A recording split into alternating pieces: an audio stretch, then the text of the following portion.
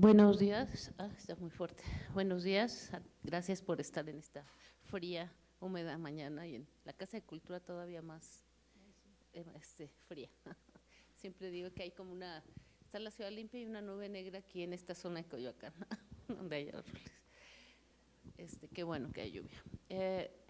Pues bienvenidos a esta conferencia que es parte de la programación de los 500 años de Coyoacán. Como ustedes saben, cumplimos en mayo pasado, en la última etapa de Coyoacán, 500 años, que la marcamos por la tercera carta de relación de Hernán Cortés, firmada aquí en Coyoacán, y que estas actividades, tanto las conferencias como las exposiciones, van a durar 3 años, la actividad cultural, y porque justamente el objetivo es revalorar nuestra memoria, tenerla presente, que nos enriquezca. Coyoacán es memoria, memoria viva, y uno de los puntos medulares es, por un lado, la preservación del patrimonio, la preservación de la historia, y que sea un patrimonio conservado, vivo, para el disfrute de la ciudadanía. Porque además es un patrimonio de relevancia nacional e internacional. Y ha sido una sorpresa, de verdad, ver el nivel de las ponencias que que se han dado y las que vienen, porque es el nivel de la gente que tiene en Coyoacán, altísimo nivel. Y las personas las hemos invitado, amablemente nos han dicho que sí, qué privilegio.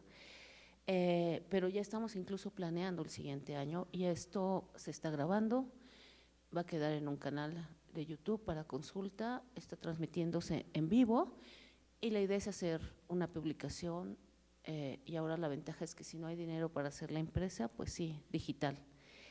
Y el programa se basa el programa de conferencias está contenido en el proyecto Coyoacán es el museo, que es la idea, no es una idea de construcción, sino de construcción física, sino de identificar y tratar y conservar nuestro Coyoacán tal y como se hace en un museo.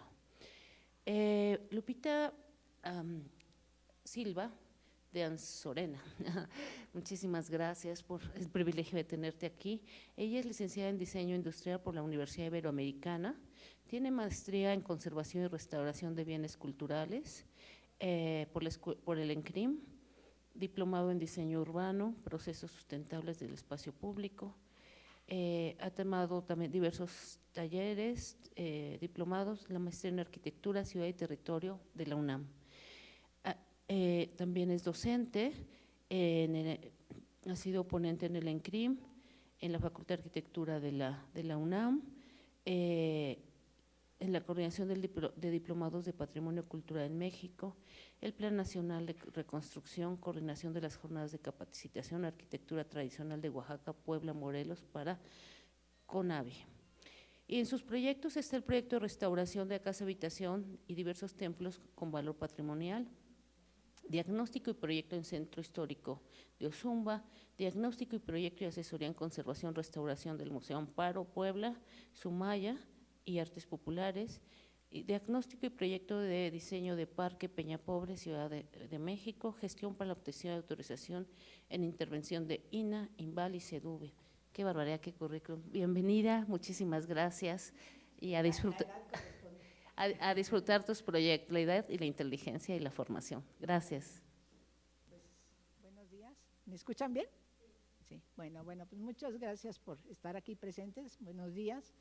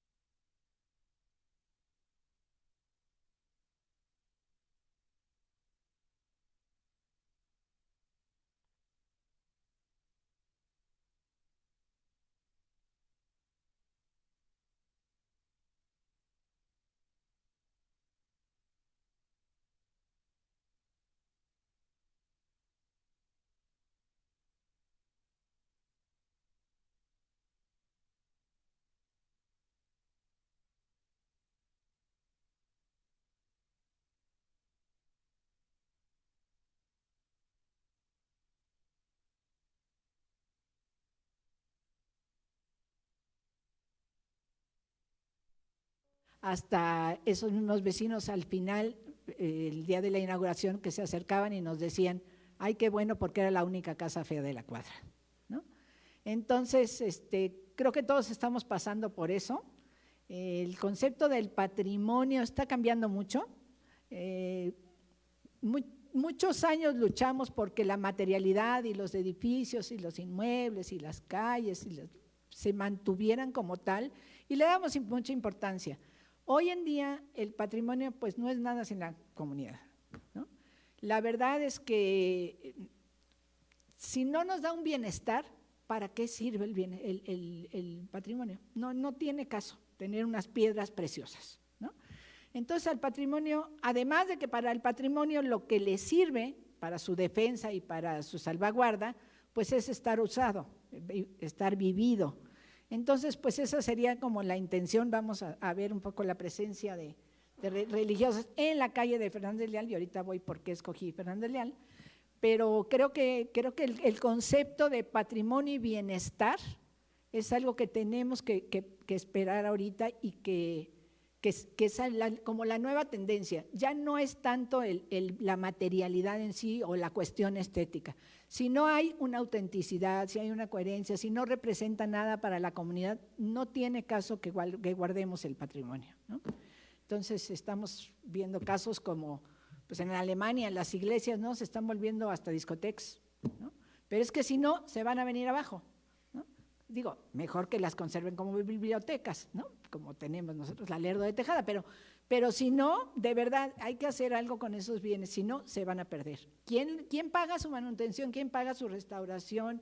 Y además, pues como las casas nuevas, ¿no?, no se calientan hasta que la gente está dentro, ¿no?, y es el mismo temperatura y todo, ¿no? Entonces creo que es por lo que tenemos que luchar, ¿no? Entonces, al menos eso yo pienso. Soy conservacionista, pero ya no soy a ultranza como solía ser, ¿no? Yo me enojaba porque le pintaba, ¿no? De verdad me paraba afuera y hasta lloraba cuando tiraban una casa en la Roma, ¿no? Pero ya no es así. Ya tenemos que darle un sistema, pues un sentido mucho más humano. Entonces, bueno, vamos a aproximarnos a esto y después los voy a invitar a que recorran más allá de Fernández Leal, ¿no?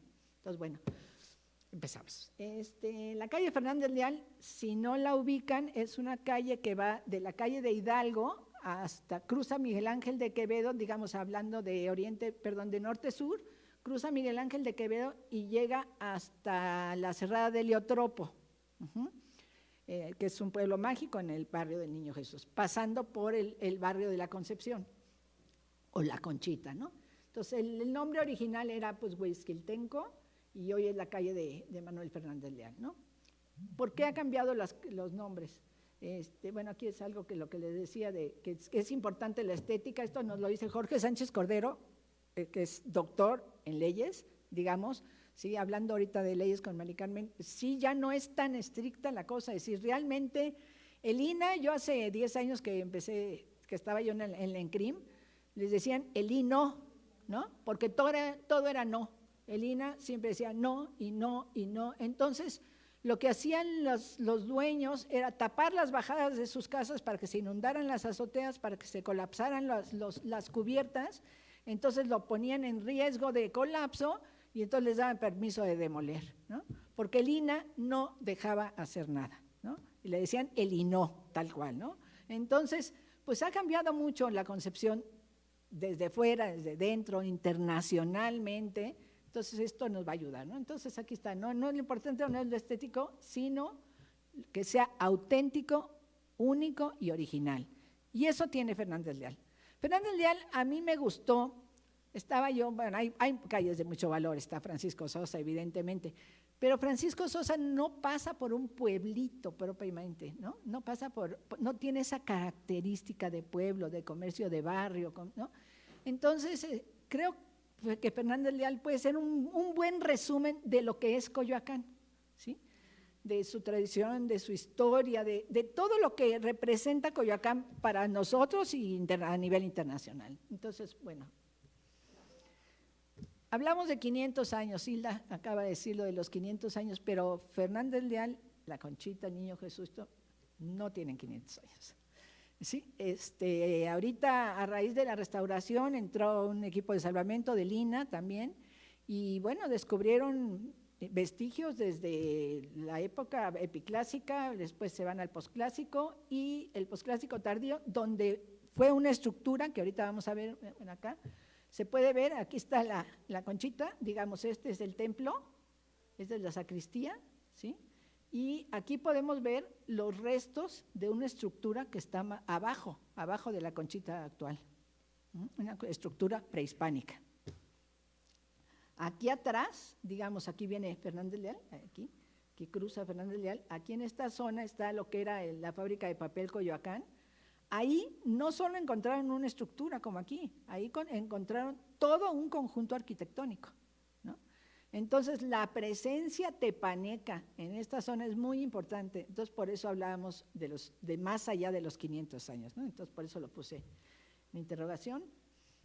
Sin embargo, bueno, estamos festejando los 500 años. Y estamos festejando los 500 años del primer ayuntamiento, que es algo que sucedió en Coyoacán, ¿no? Entonces, porque bueno, las estructuras pasaron ahí en todos lados, más en este país tan rico, pero el primer ayuntamiento fue aquí, ¿no?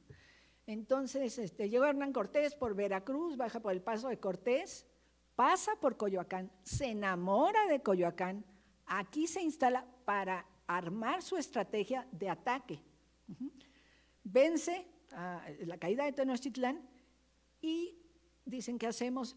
Esa zona era terrible, llena de muertos, el agua la habían cegado, entonces realmente era un foco de infección. Entonces, pues él rápidamente dice, pues vámonos a Coyoacán, ¿no? Entonces vienen a Coyoacán y aquí fundan el primer ayuntamiento, ¿no? Entonces, ¿pero qué sucede? Él muy devoto de la Inmaculada Concepción, dice, vamos a hacer un templo, hacen un templo muy precario, una capillita de material perecedero, adobe, lodo, y después ya van modificando cada vez más. Hay una capilla intermedia entre aquella de materiales perecederos y la actual, hay una capilla intermedia más pequeña, ¿sí? Y bueno, después ya llegamos al siglo XVIII, finales del XVII, principios del XVIII, de la que ahora es nuestra capilla de la Conchita, ¿no? Entonces, esto lo dice Alejandro Meraz Moreno, que es uno de los arqueólogos que hizo el rescate. Bueno, vamos a ver qué pasó, cómo llegaron las órdenes religiosas a México, ¿no? Entonces, las 4 órdenes importantes, las 3 primeras mendicantes, los jesuitas no son tan mendicantes, pero llegaron 40 años después. Entonces, mendicantes, ¿por qué? Porque viven de mendigar, viven de limosnas, ¿no? Entonces, y cuando hablamos de clero regular y clero secular, vamos a hacer, nada más quisiera porque lo vamos a tratar, el secular y el secular son los diocesanos y el regular son las órdenes. Regular porque tienen reglas. A mí me costó un poco de trabajo aprenderme eso, entonces el regular es que tienen reglas. Curiosamente dices, el regular pues es el de los diocesanos. No, el regular es ¿no? Y el secular es el de los diocesanos. Entonces, bueno, los franciscanos en México llegan al 1523 y bueno, ahí pueden ver se quedan en el centro, los dominicos se van hacia el sur, los agustinos también en el centro, pero más hacia la zona de Michoacán, digamos, un poco más fuera, ¿sí? Todo esto dentro de la anterior Mesoamérica, de toda esta parte prehispánica, y cuando llegan los jesuitas, la verdad es que ya encuentran todo muy ocupado, entonces se van hacia el norte. Y por eso tenemos misiones jesuitas todas en Baja California, en Nuevo México, toda esta zona, ¿no? Porque la verdad es que ya lo tenían las órdenes, pues apartado, ¿no? De alguna manera, no es cierto, lo tenían atendido, ¿no? Entonces, digamos, claro que llegan jesuitas a México, claro que aquí en la Ciudad de México hay un San Francisco, hay un Santo Domingo, hay un San Agustín y hay la profesa, ¿no? Digamos, todas las órdenes están presentes, pero los que llegan y se instalan y evangelizan son estos 4 grupos, ¿no? Y en estas fechas. ¿Qué sucede en Coyoacán? ¿Sí? En Coyoacán llegan los franciscanos, se establecen originalmente en la zona de la Conchita, no se tiene exactamente constancia de qué momento, y cuando llegan los dominicos ya se instalan en San Juan Bautista. ¿sí? Y lo que hacen es, como es un territorio tan amplio, no hay vías de comunicación y todo esto, entonces hacen pequeñas capillas de visita, ¿sí? Que en ese momento eran capillas abiertas. Recordemos que las capillas abiertas es una gran aportación de México hacia el mundo, ¿sí? Así nos decía Juan Benito Artiajes, que en paz descanse, ¿sí? Los indígenas no estaban acostumbrados a encerrarse en un templo como nosotros. Entonces, para evangelizar, tenían que poner, los frailes tenían que dar sus discursos o sus homilías, lo que sea, hacia la población, pero que estaba afuera. No estaban acostumbrados a meterse. Las ceremonias de los prehispánicos eran al aire libre. Entonces, estas capillas abiertas son una transición entre las plataformas, las estructuras ceremoniales prehispánicas y los templos actuales. Es una transición y la vemos, un caso muy, muy claro es el Niño Jesús, pero por ejemplo otro que es muy, muy claro es el de Chimalistac. Chimalistac, si ustedes la ven, ya también atrás le construyeron, que es lo mismo que pasó en el Niño Jesús, pero normalmente es una crujía al frente con unos arcos donde se para el padre, evangeliza a los indígenas y se queda así, digamos, el padre no vive ahí, el padre vive en la gran iglesia, pero ofician, digamos, apoya en los oficios de todas las partes, de todas las pequeñas capillas de visita, ¿sí? Entonces nos encontramos en la zona me voy a ir un poquitito más del Coyoacán actual, porque el Coyoacán actual, pues ya dejamos fuera a Joco, ya dejamos fuera a Xotla, ya dejamos fuera a Chimalistac, ¿no? Que finalmente eran capillas de visita de San Juan Bautista. Entonces, la Copac, por ejemplo, también era una capilla de visita dominica, ¿no? Y Tenanitla, San Jacinto, digamos, hasta allá llegaba toda la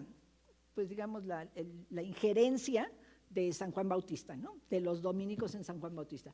En Coyoacán llegan primero los franciscanos, después llegan los dominicos y se ceden algunas se quedan unos, otras se quedan otros, hasta que finalmente los dominicos se quedan definitivamente y es cuando también, por ejemplo, hacen el convento de Churubusco, ¿no? Entonces hay dos grandes conventos en Coyoacán, uno es, el convento de San Juan Bautista y el otro es el de Churubusco, ¿no? El de Nuestra Señora de la Asunción. Y aquí podemos ver, volviendo un poquito, aquí está San Juan Bautista, la Conchita, que es nuestro material de estudio, el Niño Jesús, aquí ya empezamos a ver la calle de Fernández Leal, que va a ser nuestro eje de la plática. Aquí está San Francisco, que se conoce también como cuadrante de San Francisco, está San Lucas, San Mateo, ¿sí? San Mateo era Huitzilopochtli y era un muelle, digamos, un puerto de la zona lacustre. Toda la cuenca endorreica del Valle de México estaba hacia acá. Entonces, San Mateo era lo más cercano al lago. Entonces, ahí, digamos, embarcaban y desembarcaban las mercancías y todo. Entonces, por eso es muy importante este camino, ¿sí? Este camino que va desde San Mateo. Después ya surgió el convento, pero en realidad el camino va por acá, digamos, ¿no? Llega a Santa Catarina, llega a San Ángel, y llega a San Ángel, que es Tenanita, ¿no? que es San Jacinto hoy en día. Chimalistac está por aquí también. Chimalistac es de las poblaciones, ahorita lo vamos a ver cuando hablamos de barrios y pueblos. Chimalistac mantiene su nombre original, ahorita les digo, San Sebastián Chimalistac, igual que Axotla, es San Sebastián Chimalistac, las dos son San Sebastián Chimalistac. Entonces, todas las poblaciones, digamos, las poblaciones ya existían, ya tenían su toponimia, ya tenían su nombre, y lo que hacen los evangelizadores llegan, proponen o imponen un santo patrón, puede ser una virgen, puede ser un santo, ¿sí? Y el nombre queda combinado, entonces está San Sebastián Chimalistac, ¿no?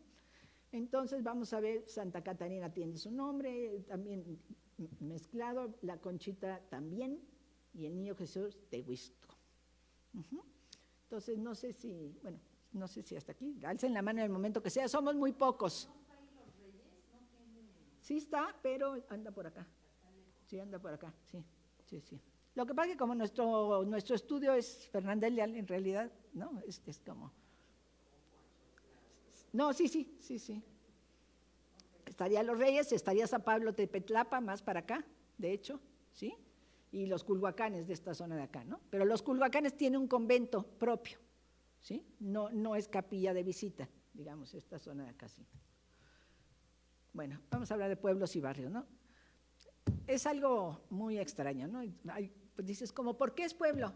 ¿Y por qué no es barrio? ¿O por qué es barrio? ¿Y por qué no es pueblo? ¿No? Entonces, hay muchas definiciones, no quisiera entrar ahorita en esta polémica, pero como está establecido en CEDUBI, es como se los voy a decir, ¿sí? ¿Qué sucede?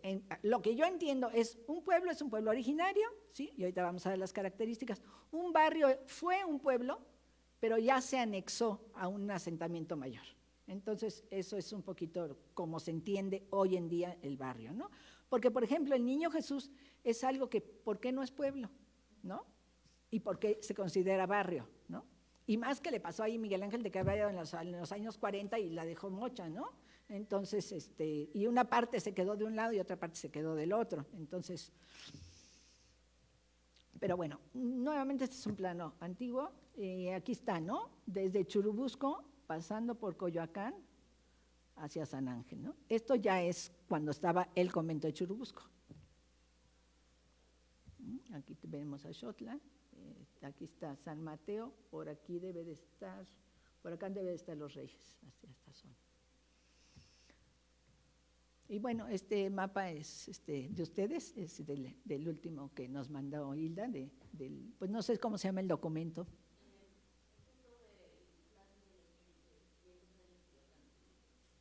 Okay. Entonces, aquí están todos los barrios, los pueblos, ¿sí? Y dentro, y bueno, volviendo, ¿qué es un pueblo originario? ¿No? Entonces, les comentaba que la Conchita y el Niño Jesús tienen las características que tiene un pueblo originario.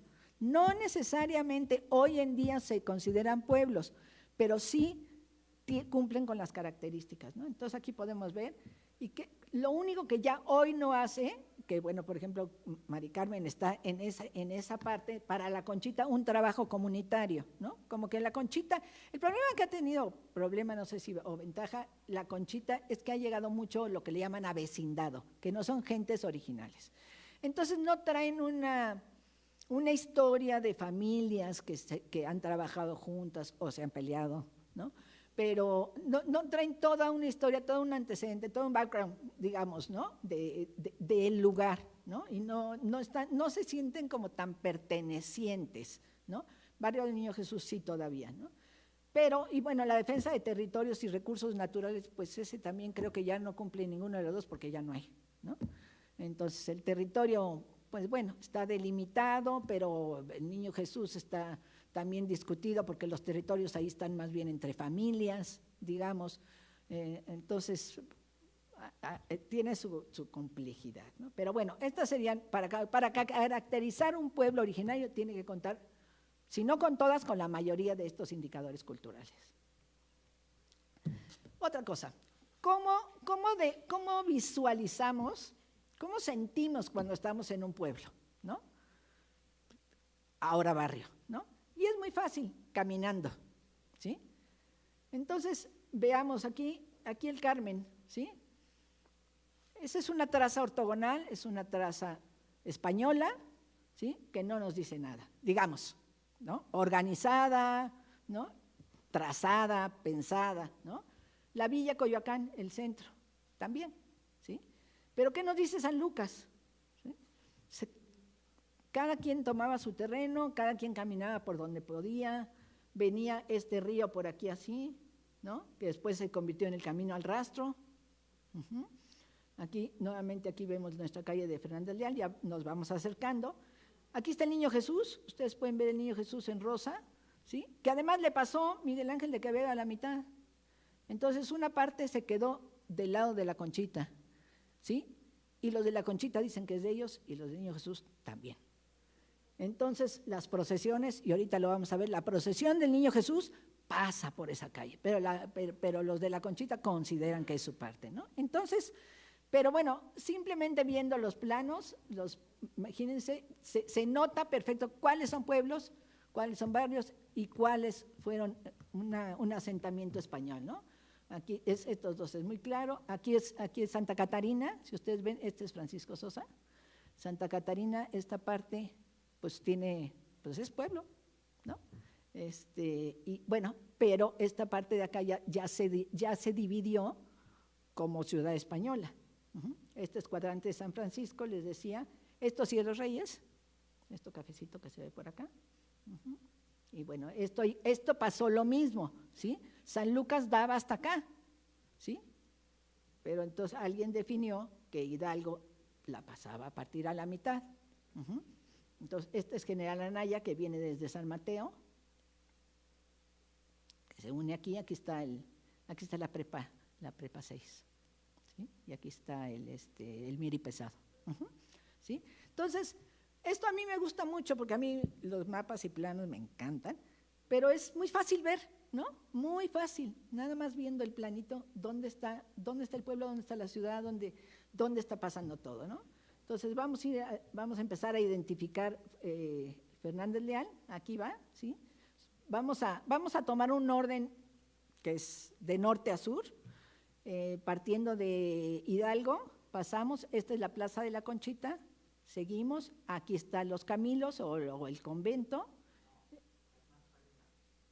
Perdón, aquí sí, aquí, porque aquí viene Pacífico, que esa es otra cicatriz posterior. Y seguimos, y aquí está el Niño Jesús, en esta parte de aquí. ¿Sí? Bueno, esto es lo definido, y hay 3 grandes zonas, ¿no? Así también lo dice el documento, ¿sí? 3 grandes zonas, la zona centro, la zona de los Pedregales, toda la zona hacia el sur, y la zona de los Culhuacanes. Entonces, y aquí lo vamos a ver, esta imagen no es muy buena, pero es, como dice ahí, ilegibilidad de origen, pero bueno, aquí vemos toda la zona centro, aquí vemos todo lo que son los Culhuacanes, y aquí vemos todo lo que son los Pedregales. Recordemos que esto es resultado de la erupción del Xitle, ¿sí? Entonces, y era una zona en realidad muy poco habitada porque ahí la producción agrícola era muy corta, por la tierra, ¿no? Mientras que toda esta zona, y sobre todo por acá, que estaba muy cerca, del lago, pues era una zona muy importante. Además, Coyoacán contaba con 8 manantiales. Entonces, cuando fue muy peleado Coyoacán porque tenía mucha agua, de hecho, Tenochtitlán viene y pide agua, el cacique coyoacanense le dice, sí te voy a dar, pero no toda porque te vas a inundar. Tenochtitlán no le hace caso y se inunda, ¿sí? Porque además le quitan el agua a la fuerza, ¿no? Entonces, eso ha hecho que Coyoacán siempre haya sido como muy, muy, muy anhelada, muy cotizada, ¿no? Te lo digo, no lo tengo, no lo tengo aquí, pero sí te lo puedo dar hoy mismo. Bueno, este es un esquema mío, pero ya ubicado perfectamente ahí la calle de Fernández Leal y los 3 monumentos que estamos estudiando. Este es un plano de Seduvi, ya no es un plano como los que habíamos manejado. Este es el plano de Seduvi, del SIG, del Sistema de Información Geográfica. Este es el que encuentran en todos lados, ¿no? Se meten a la página y lo encuentran. Bueno, ¿qué une a los pueblos y a los barrios? Lo único que los une no son los grandes monumentos, es el patrimonio inmaterial. Y eso lo vamos a ver. Aquí tenemos la fiesta del Niño Jesús, ¿sí? Donde van los pobladores de la Conchita y van los de San Lucas y se visitan, es decir, el Niño Jesús va de visita a las diferentes capillas. El Señor de las Maravillas va de visita a los pueblos, se queda unos días. Entonces, realmente lo que consolida y lo que aglutina a pueblos y barrios en Coyoacán es el patrimonio inmaterial. No importa si pasó Miguel Ángel de Quevedo en la mitad, no importa si pasó División del Norte, no importa si pasó Pacífico, todos en el momento de la fiesta patronal, ¿sí?, de la devoción, es el que los une, es el que los aglutina y es el que tiene. Por eso les decía, ¿qué es lo más importante de cuidar? Pues a lo mejor esto, ¿no? Porque esto es lo que une. Esto es lo que mantiene, esto es lo que hace que los pobladores quieran que su lugar esté bien y que funcione, ¿no? Entonces, bueno, aquí es el comentario que les hacía, aquí se ven las procesiones, cómo la procesión del Niño Jesús se mete a lo que la Conchita dice que es de él, ¿no? ¿Por qué? Pues porque les pasaron aquí a Miguel Ángel de Quevedo, ¿no? Y así no era, ¿no? Acá les pasaron a San Lucas, le pasaron acá División del Norte y por acá, ¿no? Les pasaron. Entonces, ¿qué sucede? Pues las procesiones, el patrimonio inmaterial es realmente la que aglutina, es la que consolida, es la que une, es la que en determinado momento va a evitar muchos conflictos. Bueno, la calle, ¿no? Vamos a analizar ya nuestra calle, ¿sí? Originalmente se llamaba, bueno, ya vimos, bueno, ahorita lo revisamos, después se llama algo que tenemos perdido, después se llama Hidalgo, es decir, Hidalgo pues tiene que ser después de la independencia. Entonces, en esa época no sabemos si se mantuvo el nombre original, ¿sí? Y después, cuando don Porfirio hace lo que es la fábrica de papel Coyoacán, era un centro de exposición, les decía, ganadero y agrícola. Entonces, que don Porfirio, bueno, el gobierno porfirista le da mucho auge a Coyoacán en ese momento. Entonces, el ministro de Fomento, digamos, sería lo de Hacienda ahorita, básicamente, me imagino, o de Economía, una combinación de las dos, era Manuel Fernández Leal. Entonces, a partir de ese momento, se llama la calle de Fernández Leal, ¿no? Nuestra calle de Fernández Leal comunicaba la fábrica de papel con, bueno, los barrios de la Conchita, con el Niño Jesús, ¿sí? Pero también con San Lucas, y había un tranvía que caminaba por ahí. Por eso los camilos tienen ese portal. Ahí la gente o dejaba sus caballos para irse en el tranvía, o ahí esperaban a pie para irse. Eso es una hipótesis que la he leído por muchos lados. Hay gente que dice que no es cierto, que es parte de… Pero sí se nota cómo invade ese portal el trazo de la calle original. Entonces, digamos, sí es posterior y fue creado por alguna necesidad, ¿no? Hoy en día, bueno, un señor Ibarrola, Bernardo Ibarrola, dice, no, hoy es una calle estacionamiento de 500 metros que se recorre en media hora, ¿no? Y pues sí, desafortunadamente Fernández Leal es la única calle junto con Carrillo Puerto que recorre en el sentido oriente-poniente, y entonces por eso se congestiona mucho, ¿no? Entonces, bueno, y entonces pues aquí está otra vez, ya es un plano de 1929, ¿sí? Todavía no está Miguel Ángel de Quevedo, pero yo ya les puse ahí el trazo, ¿sí? Y vean cómo partió todo. ¿Era necesario? Creo que sí.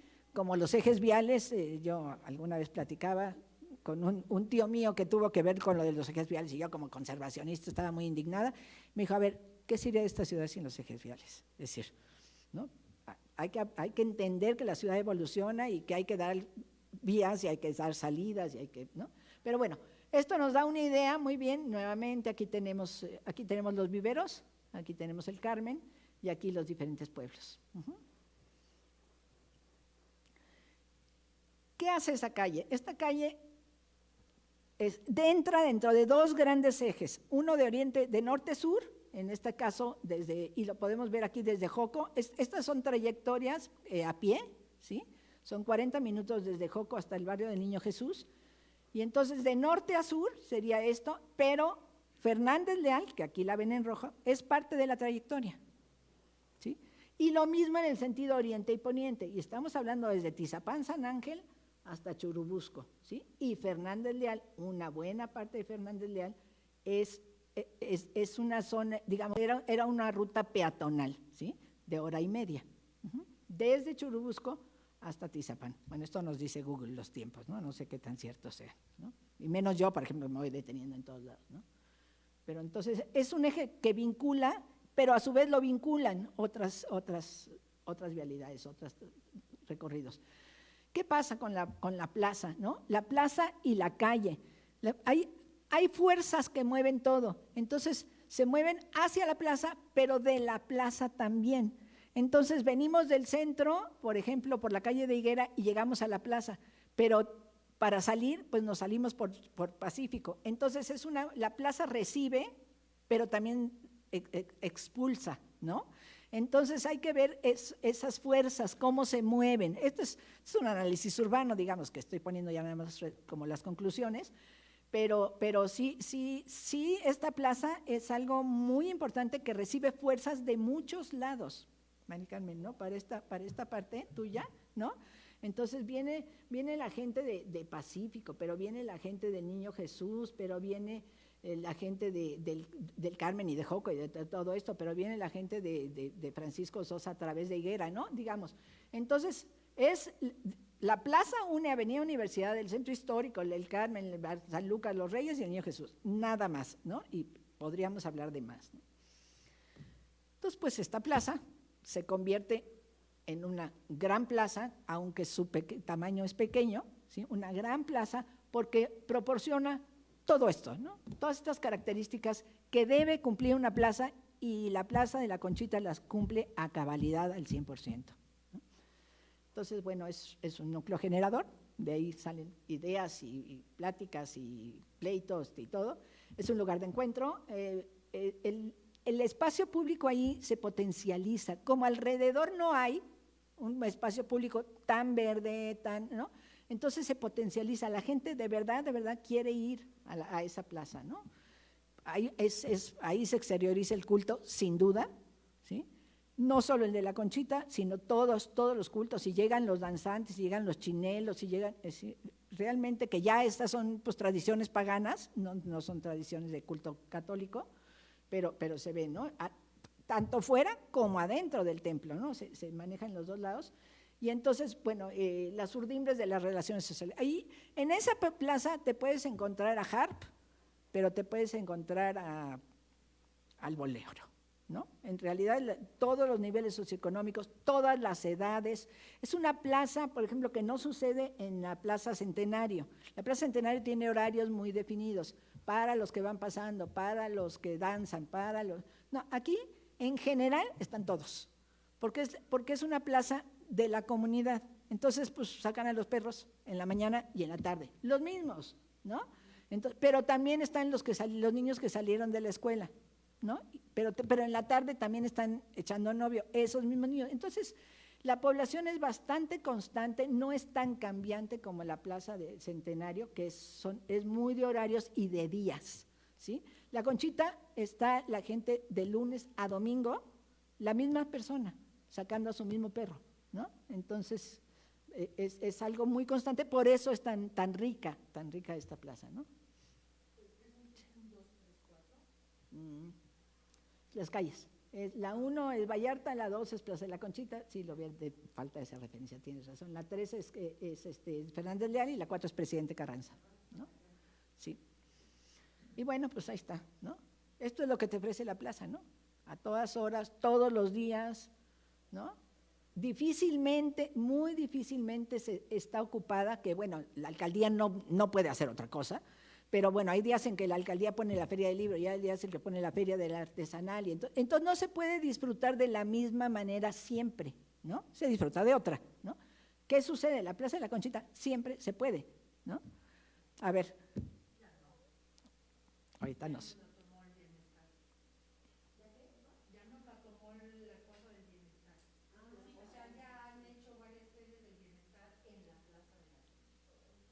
Sí.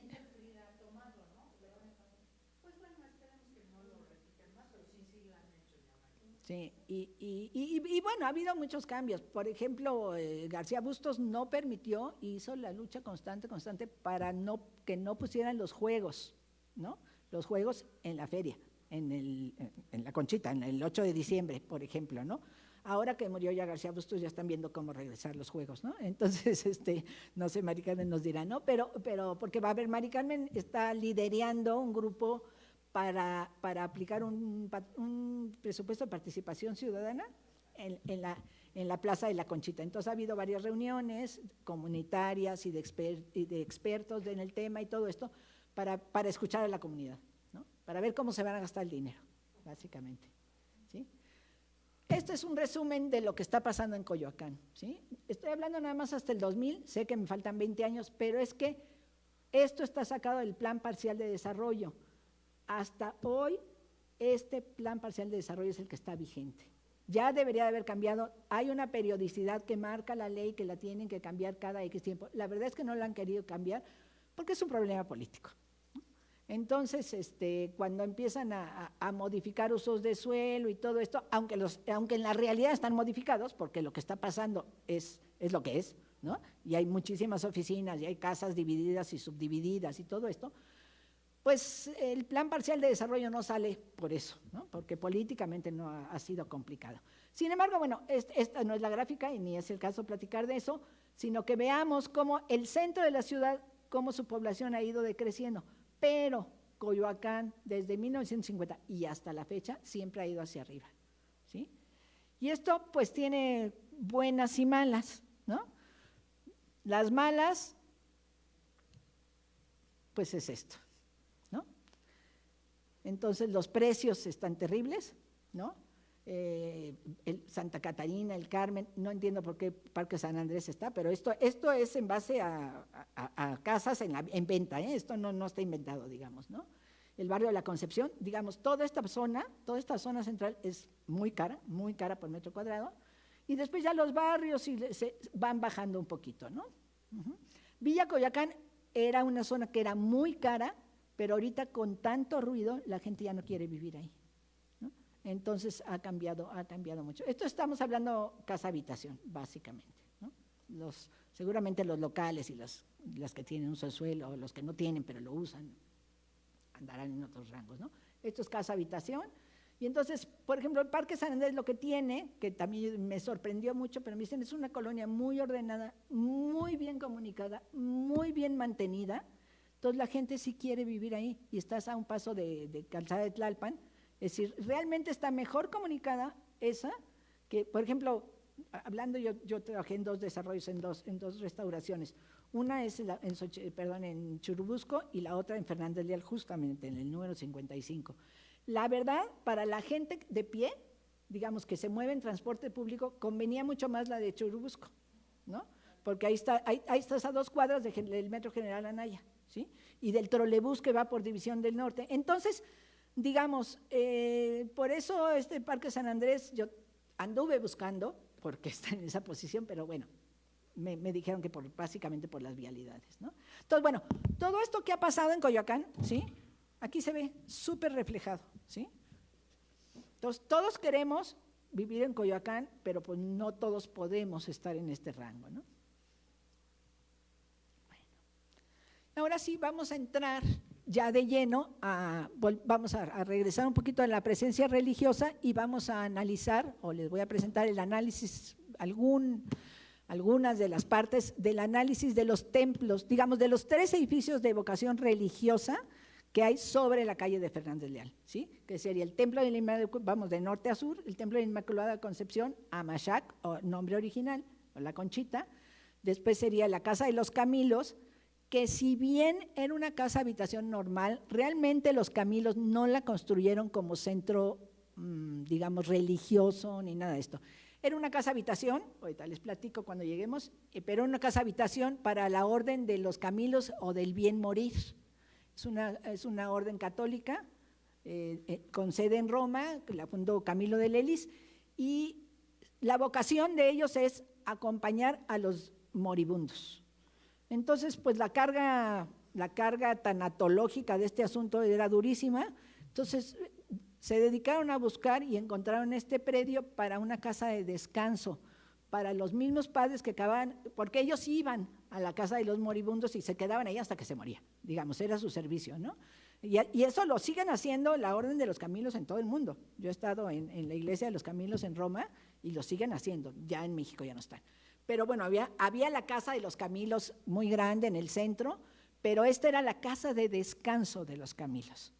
Y después, bueno, el Templo del Niño Jesús. Entonces vamos a pasar con el primero, ¿sí? Bueno, todos la conocemos, la Conchita, o si no, pues por favor vayan. Se dañó mucho el temblor del 17, aunque ya traía problemas desde antes. La verdad es que la recuperación, a mi punto de vista, es muy buena. Sí se tuvo que intervenir como los organismos, es decir, se le tuvieron que poner como férulas y muchas cosas, es decir, se tuvo que hacer como cuando estamos ya fallando de por acá y por acá, entonces se le puso, los muros se estaban abriendo, ¿sí? Porque originalmente la cubierta era una cubierta de madera de 2 aguas, le ponen una bóveda con muchísimo peso y entonces ¿qué sucede? Que los muros se empiezan a abrir. Entonces, estas fracturas, que ahorita les vamos a ver más detalladamente, pues claro, si se empiezan a abrir, pues claro que salen unas fracturas al frente, ¿no? Entonces, ¿qué sucede? Ahorita lo que hicieron fue, metieron un alambre, un cable de acero de lado a lado y lo van cerrando, ¿sí? Y van como recuperando la horizontalidad de los muros. Eso es muy claro, lo van a ver, si le dan una vuelta, van a ver las placas con los tornillos y cada X tiempo van y lo van cerrando, lo van cerrando, van cerrando. La fachada, por ejemplo, la fachada se desprendió y se vino hacia adelante, la han ido regresando, ¿no? Pues sí. Sí. Yo porque también soy conservadora en estas cosas y no me ha gustado que hayan aplanado, que le hayan quitado todo ese, han pintado amarillo, bueno, amarillo, un color muy clarito, y no se ve ese trabajo del indígena, que me imagino que es el trabajo del indígena, de la fachada, que era, aquí no se ve ahora así, pero ahora se ve toda muy pintadita, muy modernista. Sí, ahorita la vamos a ver. Bueno, yo las fotografías más antiguas que he localizado, a Jaraca solo tenía en esta zona, lo demás no, ¿sí? Y bueno, cuando se decide pintar, y yo me imagino que lo hicieron, porque aquí sí tuvieron a Lina y como Conaculta puso mucho dinero ahí, yo creo que ese color amarillo sí debe haber sido el original, porque las calas… Pues consolidaron lo que hay, ahí está, es esto que tiene aquí, sí, sí, sí, no, a ver, vamos a platicar, primero no es un tallado, es un estuco, es una argamasa encima, digamos, haciendo como, pues como… Esa jaraca, si eso es jaraca, así se conoce, es este tipo de adornos. Es de influencia mudéjar, es decir, el origen es de los moros, pero sí se conserva, aunque aquí hay una duda, y yo la tengo y no la he podido aclarar ni con fotografías, aquí se nota en todo el frente las ajaracas, pero alguien me dijo que sí las ajaracas llegaban hasta abajo, no lo sé, ¿sí? Las torres sí son lisas y en todas las fotografías aparecen lisas desde el origen.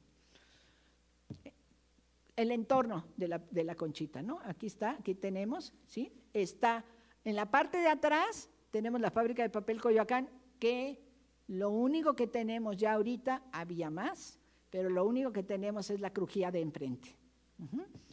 Después tenemos, digamos, vamos dándole como la vuelta al reloj, tenemos el Parque Frida Kahlo, que en su momento fue una instalación textil o fabril, ¿sí?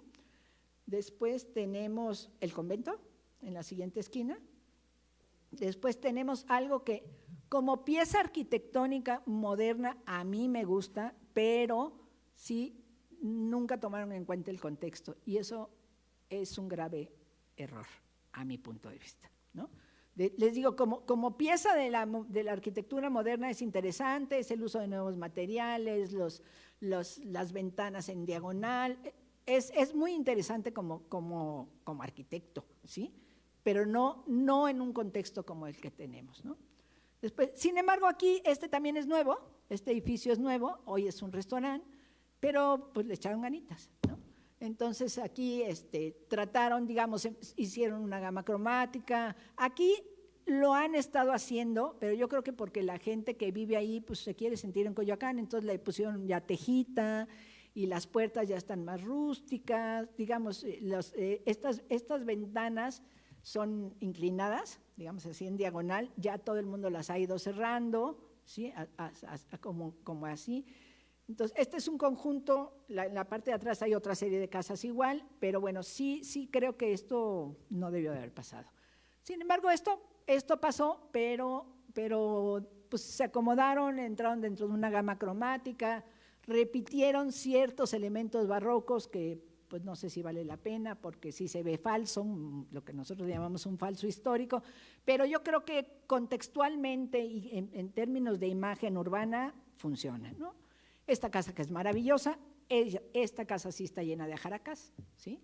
Esta casa era propiedad de Vasconcelos, que se la heredó a su hija, y su hija a la vez se la vende a García Bustos, al grabador, y a su esposa, la pintora Rina Lazo. Ya murieron los dos recientemente, antes de la pandemia, y la tiene Rina Chica, Rina García Lazo, pero bueno, en realidad no tiene, también se dañó muchísimo el temblor del 17 y no tiene las posibilidades Rina, y yo creo que nadie de nosotros, o no sé si alguien puede, de recuperar esa casa, ¿no? Afortunadamente ya entró en el Plan Nacional de Desarrollo, del Plan Nacional de Recuperación, de Reconstrucción, sí, pero fue de los pocos excepciones, digamos, que se metió una casa de este nivel en el plan. Ese plan recupera mucha vivienda tradicional en pueblos, templos, muchos, porque son de propiedad federal, pero esta casa se estuvo pugnando muchos años, si no salió en el primer ejercicio, si no salió en el segundo, pero en realidad había un riesgo muy importante. Y además esta casa tiene, pues ya no solo el valor arquitectónico, no solo el valor de contexto, sino que además, pues sus habitantes fueron personas muy importantes. Entonces las casas también van adquiriendo valor, y lo vamos a ver al final, no solo por la arquitectura en sí, sino por lo que representan, ¿no? Entonces, pues ahí está. Y este conjunto, que es muy simpático, la verdad es un conjunto del siglo XX, porque lo vamos a ver en fotos antiguas, no existía, ¿sí? Todas estas casitas no existían. Hace como 6 años tiraron una y argumentaron que era riesgo de colapso aquí en Fernández Leal, junto a donde vivía Cindy, su hija, y ahorita acaban de hacer una casa moderna al 100%, pero estuvo 8 años, el INAH impidió 8 años por lo menos, si no es que más, que se levantara algo ahí, porque la verdad es que sí medio la tiraron a la mala, ¿no? Fue como, nosotros le llamamos sabadazo, ¿no? Y es que llegan y demuelen, ¿no? Para que nadie se dé cuenta. Y esa fue una crónica. Hay un expediente muy interesante en el INVAL, no sé si exista todavía, pero viendo la trayectoria de lo que pasó en ese lote, era crónica de una muerte anunciada. Es decir, era la gente que decía, es que se va a caer, y decían los teóricos, los teóricos decían, no, es que no, porque es parte del conjunto, pero entonces los técnicos decían, es que no se va a caer, sí se puede restaurar, pero entonces llegaba otro perito y decía, es que sí se va a caer, ya, todos muertos, ¿no? Entonces, ahí se veía, pero esto es una historia de por lo menos 12 años, que hasta este año se pudo levantar algo más. Bueno, este es el contexto de la Casa de la Conchita, ¿sí? Y pues, ¿qué sucede? ¿No? Esta es la Conchita en los años 40, cuando Miguel Ángel de Quevedo hizo un censo de árboles y no servía ninguno. Y él los diagnosticó. A ver, Agustín, no sé si tú sabes al respecto algo, Agustín es biólogo. Entonces, pues bueno, esta es la Conchita, pues hay que darle gracias a Dios que ya no está así, se cambió. Fue la primera gran restauración de la Conchita, pero podemos ver, aquí pongo con X, pues, los inmuebles perdidos, ¿no? Es decir, aquí junto a la fábrica de papel Coyoacán, hoy tenemos unas casas modernas tipo Barragán, digamos con influencia de Barragán, y después sigue la Frida Kahlo. Acá en esta zona es el conjunto que les digo, nos vamos hacia atrás, estoy hablando de este conjunto, ¿sí? Entonces, aquí ya esto no existe. Entonces,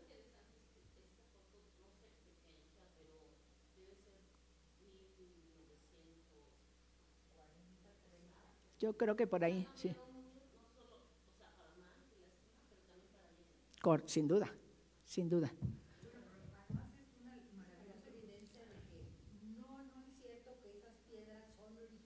Claro. Te la presto, Mari Carmen.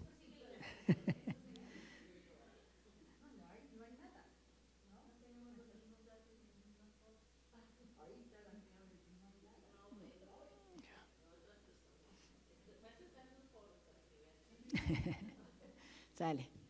Entonces, pues bueno, es lo mismo, ¿no? Este conjunto que les digo que acá se desapareció, esta parte de acá, bueno, no, más bien no existía, ¿no? Aquí sigue sin existir, pero bueno, aquí ya se ven árboles, ¿no? Y acá, pues, es lo mismo. Es el mismo predio, ¿sí? Las tres son el mismo predio, pero aquí también, digamos, eso se perdió, pero aquí también algo muy importante es el templo original se le adosó un volumen que es la sacristía. ¿Sí? Este volumen no existía y lo hicieron de manera muy sencilla, que es esta, y después lo trataron de integrar. Y la verdad le salió un Frankenstein horroroso, para mi punto de vista.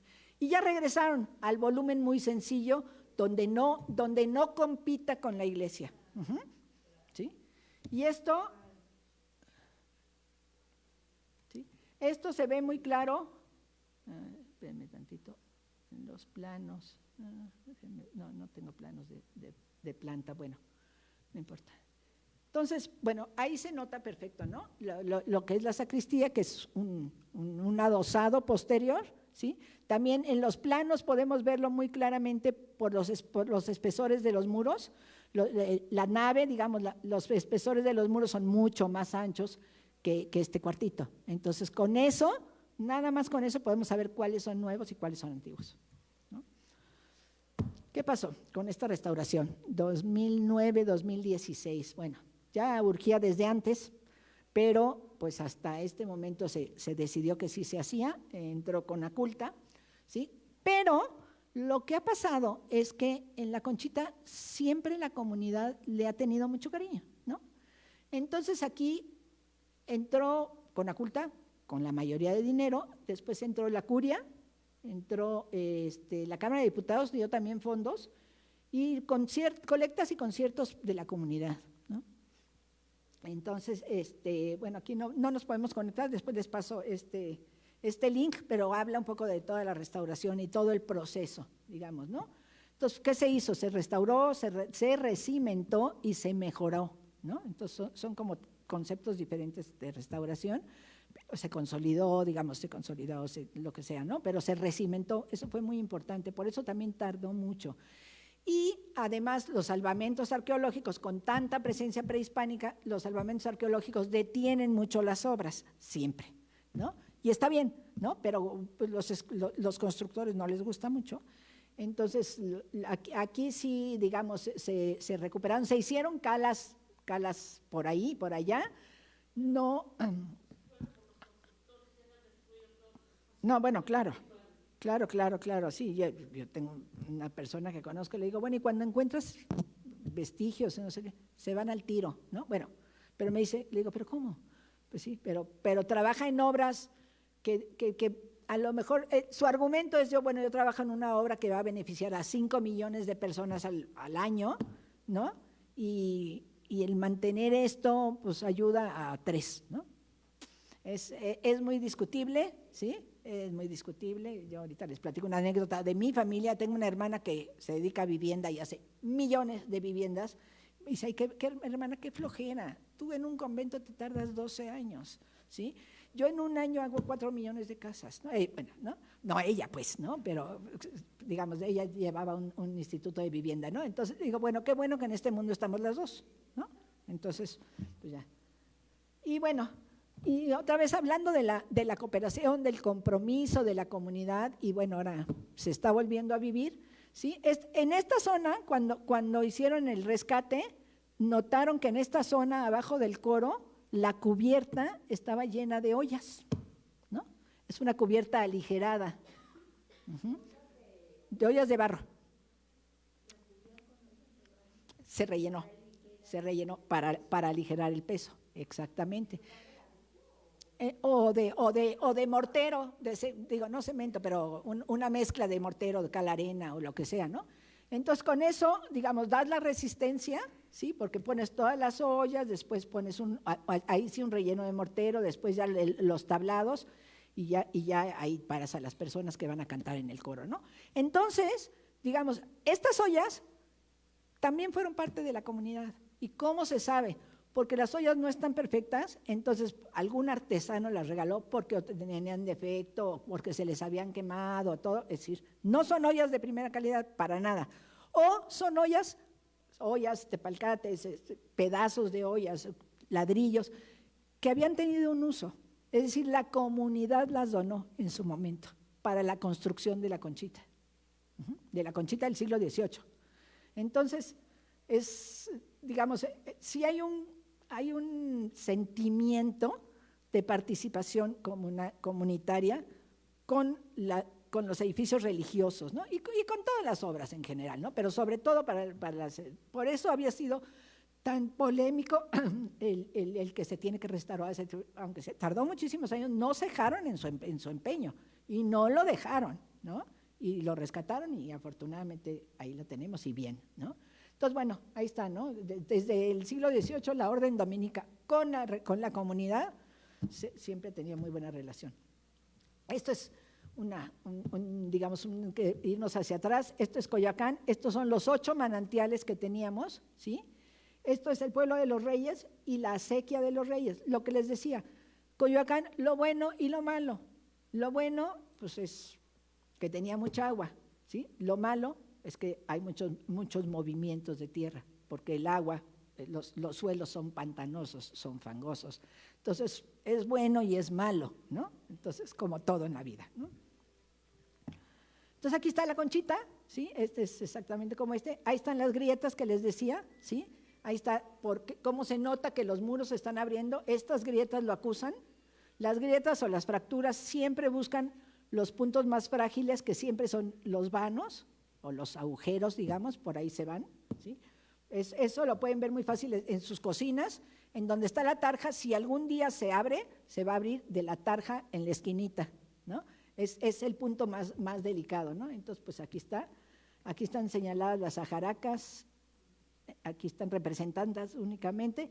Los campanarios parece ser que fueron posteriores y la cúpula evidentemente mucho posterior, muy posterior, y bueno, ya está, hay que rescatarla, pero no debió de haber sido, digamos, pusieron a trabajar a la estructura muchísimo, ¿no? Aquí está el rescate de la cúpula, se rescató con sistemas tradicionales, con un enladrillado en el impermeabilizante, con alumbre, con cal, se hizo como se hizo en su origen, digamos, pero eso sí ya es posterior, ¿no? Vamos a entrar a la casa de los Camilos, que les decía que era una casa de descanso, ¿sí? Esta es mi hipótesis, que el terreno, este es los Camilos, que el terreno daba hasta acá. La condesa Calderón de la Barca la visita y dice lo que les comenté, que dice, estos padrecitos sí que viven bien, ¿no? La casa es pequeña, digamos, para el terreno, ¿sí? Pero habla también la condesa que había unos rosales increíbles. Entonces, la colonia El Rosedal son los rosales de los Camilos. Sí. Ya crece del otro lado y yo ya lo puedo probar.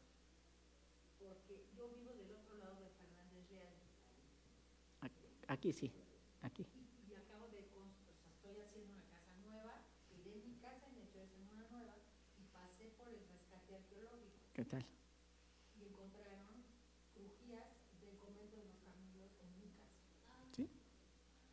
O sea que el convento de los Camilos también iba hacia acá, claro. Entonces, modificaré mi hipótesis. ¿cuántas cuadras? Pero por lo menos una.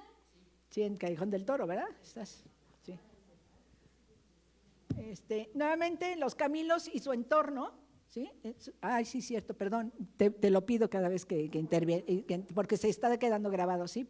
Hay que solicitar el micrófono, perdón. Los Camilos con su entorno. A ver, sí.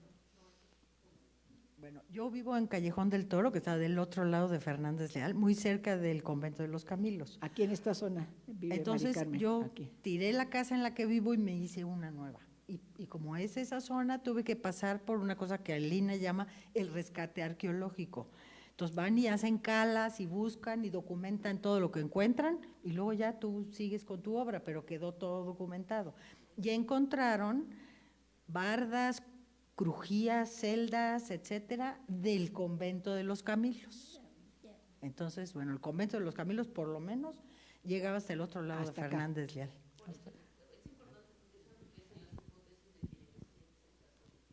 Claro. Muchas gracias. Sí, claro, claro. Es importante porque eso enriquece los estudios, hipótesis, como es el caso de Lupita que estudia la zona, o el desarrollo urbano. Gracias, gracias a las dos. Ok. Entonces, volviendo un poquito al contexto, aquí está la Casa de los Camilos, ¿sí? La zona que sigue, bueno, es el parque de Frida Kahlo, ¿no? La Casa de Cultura, está ya llegando con Miguel Ángel de Quevedo, ahí hay una zona comercial, digamos, no es de gran valor, pero es una referencia, ¿sí? Que además fue muy polémica, se habló mucho, finalmente lo hicieron porque sobre vialidades primarias sí hay permiso de hacer comercios y bueno, lo que argumentaban, bueno, un comercio de barrio, un comercio local, pero bueno, acaba siendo pues un esteren, ¿no? Entonces, digamos, hay recuerdos, hay historias tan importantes como esta tienda de la Oriental, esta existe hoy en día, ¿sí? Funciona como abarrote, igual el uso que tuvo en su momento, ¿no? Y bueno, la Plaza de la Conchita, y esta es una cuchillita muy extraña que quedó por aquí, ¿no? Entre la plaza y esta manzana, y bueno, ahí hay dos casas, una que es esta muy grande, que es siglo XX, y hay otra que también es siglo XX, pero muy curiosa porque es muy angostita, está muy deteriorada, pero creo que vale la pena rescatarla, a ver quién se anima. Esta me gustó mucho, es un fotógrafo, Bob Szalski, no sé cómo se dirá, Shalwick. Sí, Shalwick. Él vivía en esta casa, ¿sí? Él vivía en la parte superior de los Camilos, en los años 60. Entonces podemos ver primero, pues que lo que hoy es terraza, antes era solamente azotea de servicio, es decir, no era nada. Que lo que vemos ahora de pretil, digamos, conocido como barandal, lleno de jaracas, pues estaba en esta condición, ¿sí? Sin embargo, podemos ver desde aquí, que por eso me gustó mucho la fotografía, podemos ver las chimeneas de la fábrica de papel Coyoacán y podemos ver la Conchita, ¿no? Entonces, y podemos ver aquí un pedacito de la tienda La Oriental, que sigue estando hoy. Bueno, este es un esquema donde analizo un poco los materiales, las paredes son de piedra con calicanto, digamos así se llama calicanto, no sé si han oído ese dicho que dice entre hombre y mujer, ¿cómo dice? Pared de calicanto, entre canto y canto, pared de calicanto, entre santo y santa, entre santa y santo, pared de calicanto, es decir, como una bien firme, ¿no? Entonces, así nos lo decían en mi casa, mi familia es michoacana, y de verdad nos lo contaban. A ver, entonces, calicanto, así se conocen estos muros de paredes de piedra con cal, ¿no? Y el canto redondeado, cuando hablan de canto es una piedra que ha sido redondeada para embonar, ¿no? Bueno, el rodapiés de tezontle, las maderas de cedro, los pavimentos son de recinto, de piedra basáltica, normalmente hay unas habitaciones en la planta alta, a veces se denomina planta noble, ¿sí? Esta era una casa en realidad, ahorita la vemos, pues ya quisiéramos toda esta casa, pero era una casa sencilla, era una casa de descanso, era como una quinta de descanso, ¿sí? Bueno, con sus gárgolas, las ajaracas, un poquito hablando de las ajaracas que hablábamos por ahí, y el balcón de la herrería, este balcón, claro que esta calle, la de Pacífico, sí fue posterior, ¿sí? Pero el Pacífico viene hacia allá, digamos atrás de este balcón sí es original, o por lo menos la herrería del balcón sí es original, ¿sí? Porque es una herrería de fierro forjado. Este es como está distribuido, ¿sí? La típica casa del siglo XVII, XVIII, con un patio al centro, con crujías alrededor. Aquí podemos ver cómo le pasaron por encima a la crujía, ¿no? Esta crujía debió de haber sido toda pareja por acá, ¿no? ¿Sí? Aquí se ve perfectamente cómo esto nosotros le llamamos o cicatrices, o hay una metodología de Lynch que a esto lo llaman bordes, ¿no? Y es realmente un borde que divide áreas, ¿no? Y aquí, o cicatriz, ¿no? Realmente pues le pasaron por la mitad, ¿no? ¿Sí? Bueno, todas las, digamos, las habitaciones alrededor de un patio, donde aquí se crea un microclima muy agradable. Si ustedes van y comen ahí, no hace ni calor, ni frío, ni nada. Es maravilloso el clima que se tiene ahí en el patio. Todo esto debió haber sido el segundo patio, ¿sí? Hoy que pasó esto, ya aquí, o los chiqueros o los establos, eso debió haber sido, ¿sí? Y que se comunicaba ya con los jardines. Entonces, hoy en día esto está construido y hay unas suites de alojamiento temporal tipo Airbnb que también manejan los mismos dueños, Alberto, ¿no? Y bueno, no sé si más o menos. Les decía que el perfil de la calle, nosotros le llamamos sección, la sección de la calle se ve invadida por este portal, por lo que yo deduzco que es posterior. O a lo mejor bastante contemporánea, pero que se hizo por la necesidad. Recuerden que por aquí venían los tranvías, ¿sí? Y por aquí dejaban también, todavía se ve en la fachada unos aros de piedra grandes donde la gente amarraba sus caballos. Sí. Bueno, algunos detalles muy barrocos, muy 18escos, las ajaracas, los pináculos, lo que les decía del balcón de herrería forjada, ¿no? Esas son características muy barrocas. Los pisos de basalto, el microclima, y estos son las suites que manejan ellos, están muy padres. Si las buscan en Airbnb les sale. Y esto es un poquito la evolución, ¿no? Cómo ha surgido, ¿no? Cómo desde que no estaba pavimentado, después pues ya cuando lo pavimentaron, después cuando íbamos a unas peñas folclóricas, pues yo veo que varios son más o menos de mi edad, y íbamos ahí a la peña folclórica a escuchar, ¿no? A escuchar música, ¿no?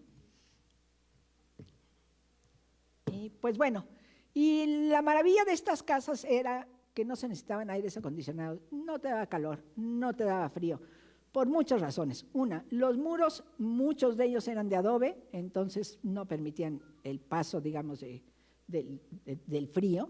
La otra es que los vanos, nosotros a esto al frente tenemos lo que llamamos, es decir, la fachada o el paramento, ¿sí? Tenemos lo que le llamamos vanos y macizos. Los vanos son los hoyos y los macizos es lo sólido, ¿sí? Entonces los macizos son muy pocos, ¿sí? Entonces, si bien te sirven para iluminar y ventilar, no permiten tampoco que se enfríe la pieza. También contribuyen los techos tan altos, ¿sí? Entonces aquí es un estudio que se hizo, digamos que se concentró en este esquema, donde se ven las ventilaciones, ¿no? Si este cuarto en determinado momento hace mucho calor, abren una puerta hacia el patio y otra hacia afuera y tienes ventilación cruzada, no requieres nada más, ¿no? Igual acá, ¿no? La iluminación, bueno, aquí pues debió de haber sido también por medio de ventanas, pues ahorita sí hay ventanas, pueden ver que no son inclinadas como estas de acá, que le llamamos con derrame, que son como con inclinadito así, que es básicamente para dejar entrar más tiempo la luz, digo, hasta muy tarde que te entre la luz hacia el cuarto, por eso es el motivo de los derrames en los muros, básicamente, ¿no? Entonces, pues bueno, lo podemos ver que aquí ya todas estas ventanas ya no tienen derrame, pero estos balcones todos tienen derrame. Bueno, este es el convento de hoy, sí.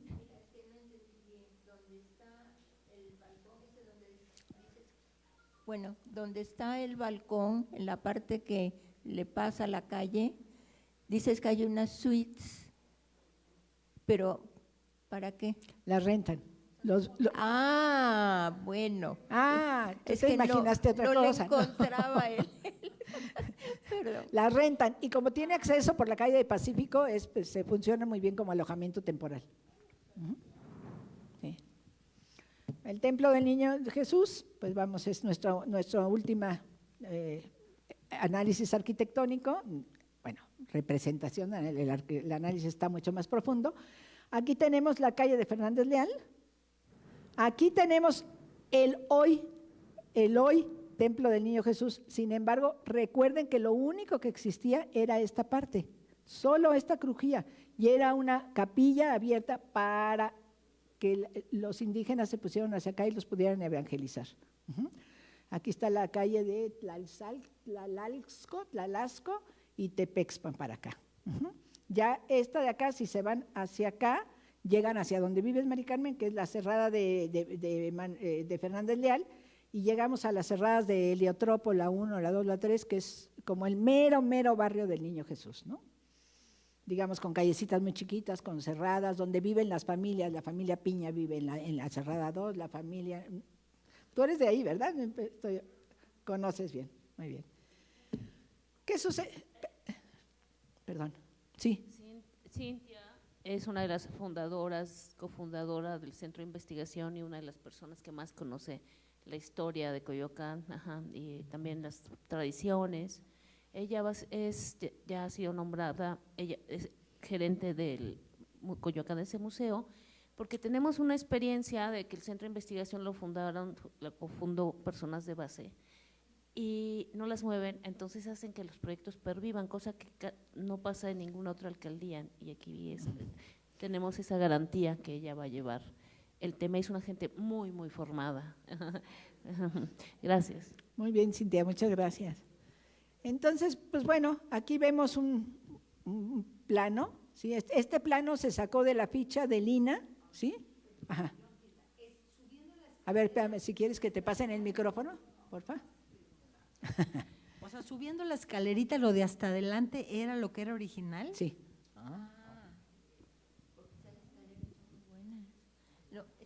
Sí.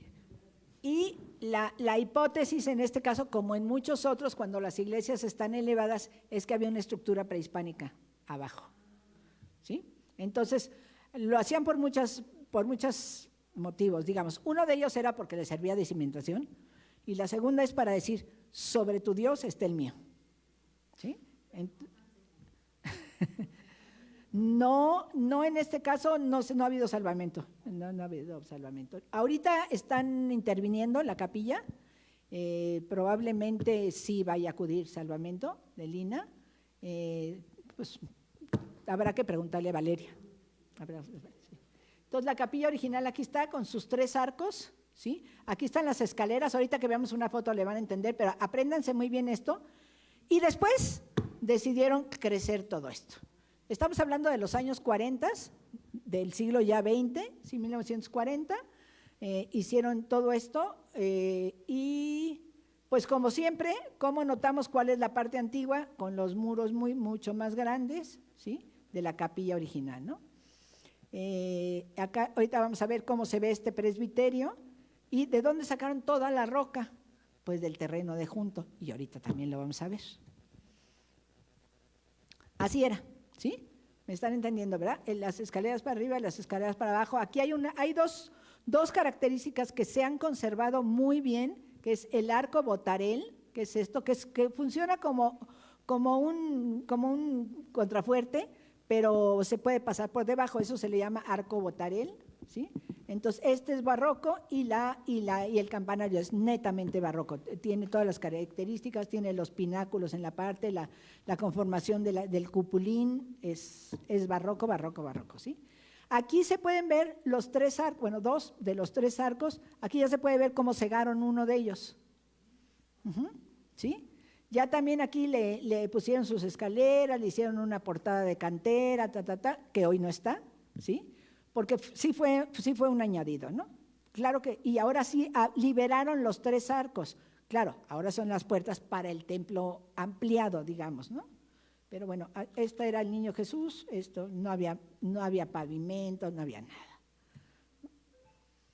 Esto es hoy en día, mantenemos el arco botarel, mantenemos la cúpula, perdón, el campanario que está muy dañado por el temblor, muy dañado. Creció, este cuartito tiene una temporalidad intermedia, digamos, por los muros y por el sistema constructivo que es de pura piedra, y hacia atrás, y toda la parte de atrás de la capilla, sí es moderno. Estamos hablando siglo XX mediados. Entonces, bueno, eso les decía, estos son características barrocas, en este estado de conservación, afortunadamente las van así, pero aquí también podemos ver específicamente cómo los 3 arcos los liberaron, ¿sí? Y esto es la parte de atrás del templo, ¿sí? Si nos regresamos un poquito al esquema, digamos, semiesfera que vemos aquí es el ábside de aquí de la iglesia. Uh-huh. Digamos, la cúpula central, porque es una iglesia que, ahorita, bueno, aquí la cúpula viene aquí, en esta parte, entre estas 4 columnas, en el presbiterio, pero entre estas 4 columnas, aquí viene la cúpula, ¿sí? Y aquí viene el ábside, ¿no? Y bueno, en términos de ya lo que ya les platiqué, esta zona es la más antigua. Esta zona es la más antigua, lo vemos nuevamente por el ancho de los muros, ¿sí? Y esta es la zona nueva. Y esta es la zona más nueva, ¿sí? Y aquí junto hay un predio que hoy en día es propiedad de un arquitecto y una bióloga de Juan Bels, Rocío de Juan Bels, y ellos los dos están en la Facultad de Arquitectura de la UNAM, sí, Alejandro Cabeza. Aquí viven ellos y bueno, pues su patio está hundido, porque de ahí sacaron las piedras para la ampliación. Uh-huh. Es como el parque hundido está hundido porque de ahí sacaron la tierra para las ladrilleras, ¿sí? Y por eso está hundido, porque el parque no tendría por qué estar hundido, porque las calles de alrededor están a nivel más alto, pero bueno, sacaban, ¿no? Entonces aquí, bueno, aquí es otra revisión de la iluminación, por ejemplo, igual, ¿no? Cómo se ilumina a raíz de, aparte de los lunetos, ¿no? Las cúpulas, cómo iluminan. Realmente esto es luz de día y es muy buena. Le pusieron aquí unos foquitos, ¿no? Pero en realidad lo que ilumina es la cúpula y sus ventanitas, ¿no? Entonces, bueno, hay un estudio de iluminación. Y esta es la casa de los Cabeza, ¿sí? Aquí, este es el patio de la casa de los Cabeza, y hacia arriba está esta crujía, digamos. Uh-huh. Todo esto de aquí para abajo, sacaron piedra para su ampliación. Ajá. Y bueno, la casa de los Cabeza está aquí, sumida, ¿sí? Toda esta piedra, todo esto que ven, este corredor que ven aquí, es este que ven aquí con arcos, es este que ven aquí con los arcos. Sí, digamos, esa fue su cantera, ¿no? La cantera, digamos, su fondo, de donde sacaron todas las piedras para construir esa ampliación. Y bueno, esto es respecto a los 3 inmuebles religiosos que se encuentran en Fernández Leal. Yo aquí me detengo un poquito porque, bueno, primero, por si tienen alguna duda, algún comentario, con mucho gusto. En las calles donde se ubica, que nos dijiste que eran dos términos prehispánicos. La calle de Tlalxiaco. Sí, las del Niño Jesús, las calles que pasan por… De donde se ubicaba. Sí. Nada más, es que no las apunté para ir. Claro, ahorita te los digo y hacemos más grande el planito, porque, bueno, aquí… Tlalasco y Tepexpan. Uh-huh. Tengo 3 preguntitas. 3 preguntas. Adelante, sí. Para de algunas dudas. Es decir, en el camino a Tenochtitlan, Cortés en Veracruz hace un cabildo, ¿verdad? No un ayuntamiento. Aquí es el primer ayuntamiento, porque tuvo 3 intentos o 3 propuestas de gobierno, que es Veracruz, otro pueblo en Tlaxcala que no recuerdo, y Coyoacán. Uh-huh. Pero como ayuntamiento, ¿este es el primero? Yo entiendo que sí, aunque es muy polémico, ¿verdad? Es muy polémico. Porque hay quien dice y no en la ciudad de Veracruz, sino en la antigua Veracruz, dice que ahí fundó el primer ayuntamiento, ¿no? Exacto. Pero habría que revisar las actas, ¿no? Sí, porque, por ejemplo, puede ser o cabildo, hay que ver, es un poco complicado. Y en el segundo, porque después decían en Coyoacán el primero tierra adentro, pero no, hay otro pueblo por Tlaxcala donde también funda. Como tenía una necesidad poco complicado.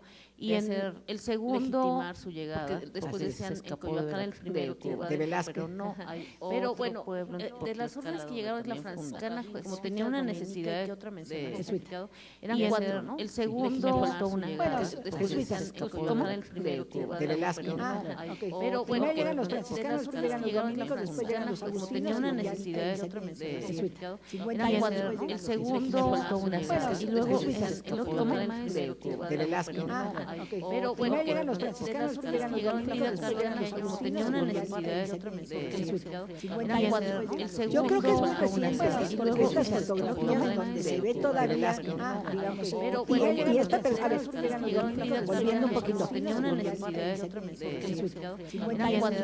Yo creo que es muy estas fotografías donde se ve todavía, digamos, y esta persona se ve que pasó en la calle porque la vivió hace 5 años, 50 años, yo creo que es pero estas fotografías donde se ve todavía, digamos, y esta persona se ve que pasó en la calle porque la vivió en su casa hace 5 años, 50 años, yo creo que es pero estas fotografías donde se ve todavía niño, y esta persona se ve que pasó en la calle porque la vivió en su casa hace 5 años, como es años, yo creo que es pero estas fotografías donde se ve todavía niño, y esta persona se ve que pasó en la calle porque la vivió en su casa hace 5 años, como es años, yo creo que es pero estas fotografías donde se ve todavía niño, y esta persona se ve que pasó en la calle porque la vivió en su casa hace 5 años, como es años, yo creo que es pero estas fotografías donde se ve todavía niño, y esta persona se ve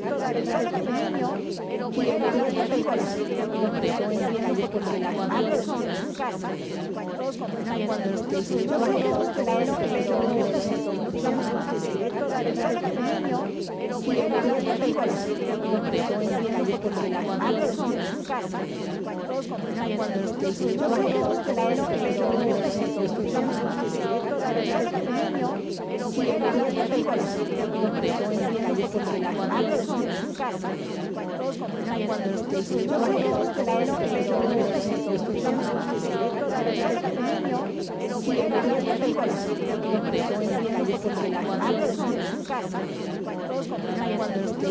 es pero estas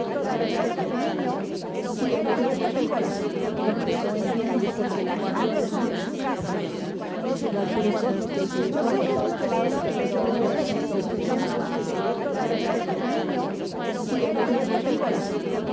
niño, y esta persona se ve que pasó en la calle porque la vivió en su casa hace 5 años, yo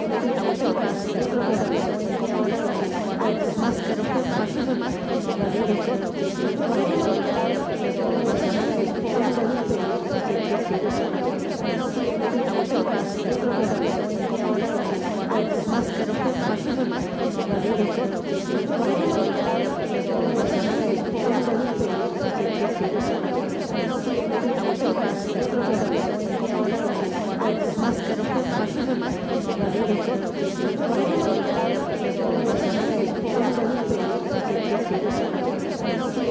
que es más